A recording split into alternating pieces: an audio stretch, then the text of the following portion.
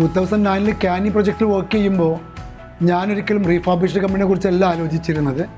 Components വാങ്ങിയിട്ട് assemble ചെയ്ത് കൊടുത്തിട്ട് ഒരു മാക്സിമം ബെനഫിറ്റ് അത് വാങ്ങുന്ന ആൾക്ക് കൊടുക്കാനായിരുന്നു.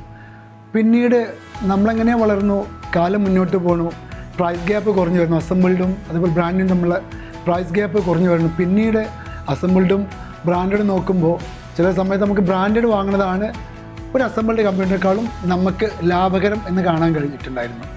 അങ്ങനെയാണ് സത്യം പറയുകയാണെങ്കിൽ അസംബിൾഡ് കമ്പ്യൂട്ടർ പിന്നെ എന്തായി മാറി, ഗെയിമിങ്ങിന് വേണ്ട സ്പെഷ്യൽ പർപ്പസ് മെഷീൻസ് മാത്രമാണ് നമ്മൾ ശരിക്കും അസംബ്ലിങ് ഉണ്ടായിരുന്നത്. ഗെയിമേഴ്സിന് വേണ്ട സിസ്റ്റംസ് നമുക്ക് ഉണ്ടാക്കാനുണ്ടാവും. അതുപോലെ തന്നെ നമ്മളൊക്കെ എല്ലാവരും സംസാരിക്കണം AI വേണ്ടിയിട്ടൊരു കമ്പ്യൂട്ടർ വേണമെങ്കിൽ അതിനൊരു ഹെവി ആയിട്ടുള്ള ഗ്രാഫിക്സ് കാർഡ് വേണം. ഇതൊന്നും നമുക്ക് ബ്രാൻഡിൽ വാങ്ങാൻ കിട്ടില്ല. ഇതൊക്കെയാണ് പിന്നീട് നമ്മൾ അസംബ്ലിങ്ങിലേക്ക് വരുമ്പോൾ വന്നത്.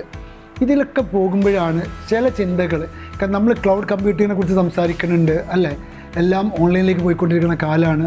ഇതിനിടയ്ക്ക് നമ്മൾ പെട്ടെന്ന് കേൾക്കുകയാണ് ഗൂഗിൾ ക്രോം ബുക്സ് എന്നുള്ളത്.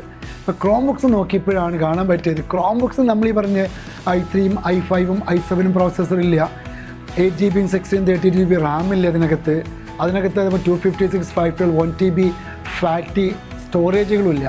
അപ്പോൾ ചില ചിന്തകൾ നമുക്ക് വീണ്ടും വീണ്ടും വരുന്നതായിരുന്നു. സലോമി എന്നുള്ള സ്വപ്നം യാഥാർത്ഥ്യമാക്കാൻ അതും റിന്യൂവ്ഡ് കമ്പ്യൂട്ടറിലേക്ക് പറ്റും എന്നുള്ളത് നമ്മൾ മനസ്സിലാക്കുന്നതും ആ ചിന്തയിലേക്ക് നമ്മളെ ശ്രദ്ധ മാറ്റുകയും നമ്മളെ മുഴുവൻ എനർജിയും എഫേർട്ടും അതിലേക്ക് മാറ്റുകയും ചെയ്തത്.